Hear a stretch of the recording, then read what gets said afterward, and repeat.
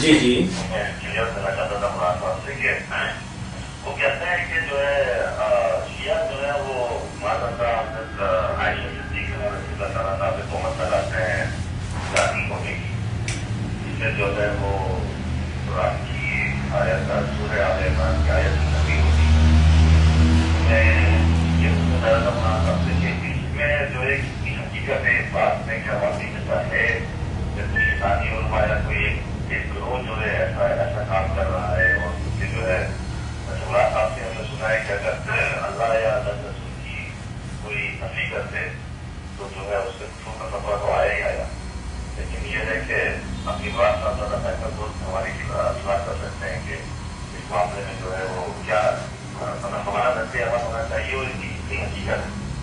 چلیے آپ کے سوال کو تھوڑا سا ہم سمیٹتے ہیں تاکہ سننے والوں کو تھوڑی آسانی ہو. آپ نے فرمایا کہ مولانا اہل تشیع کے بارے میں یہ بات کہتے ہیں کہ وہ بھی ہماری بھائی ہیں, ہمارا ان کے ساتھ پیار بھرا تعلق ہونا چاہیے, جبکہ وہ بی بی عائشہ صدیقہ رضی اللہ تعالیٰ عنہا پر الزام لگاتے ہیں.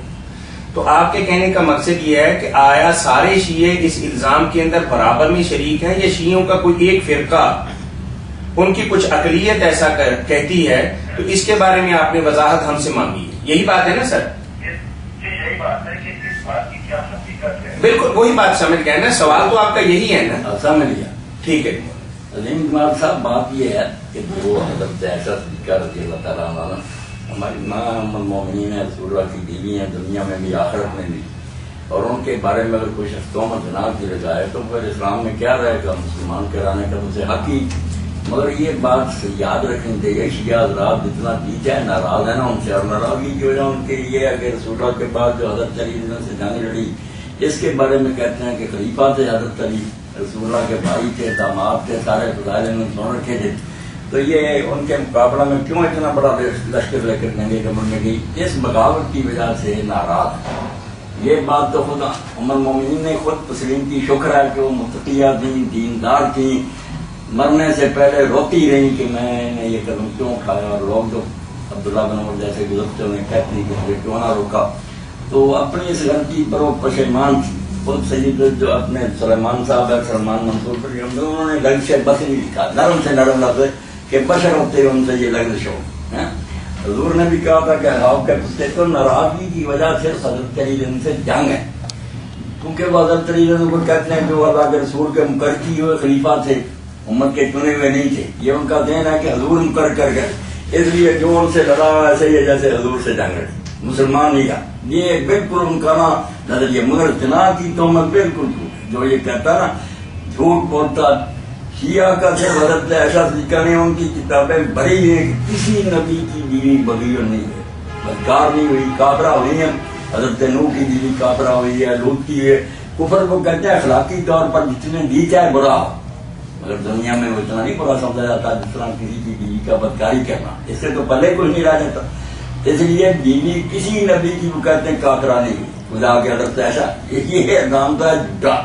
باقی حضرت علی سے جنگ کرنے سے کہتا ہے ایسا ہی ہے. ایک حدیث بنائی ہوئی نا سنیوں کی کتابوں میں, حدیثیں بہت بن گئی کہ ہر بکار بھی اے علی تیرے ساتھ جنگ میرے ساتھ جنگ کے برابر. وہ کہتے ہیں جب حضور کے ساتھ جنگ کے برابر پھر کیسے مسلمان رہ گی؟ مسلمان نہیں, نہ یہ جنتی ہے, نہ وہ حضور کی بیوی, یہ سب بکواس کر رہے.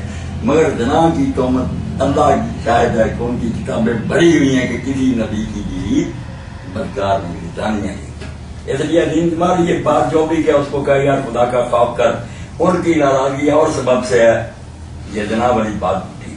مولانا یہاں درمیان میں ایک چھوٹا سا سوال بھائی کی اجازت سے پوچھنا چاہیں گے, آیا یہ سب اہل تشیع کا یہی نظریہ ہے کہ بی بی عائشہ کی یہ رضی اللہ تعالیٰ عنہ کی یہ بہت بڑی اور سنگین غلطی تھی, یا جو بھی وہ بات کہتی ہیں, یا شیعوں کی بھی ایک خاص کوئی ٹولہ ہے جو یہ بات کہتے ہیں؟ نہیں, یہ تو سارے کہتے ہیں. اچھا, میں جملہ ان کی مطلب ایک ہی بات ہے.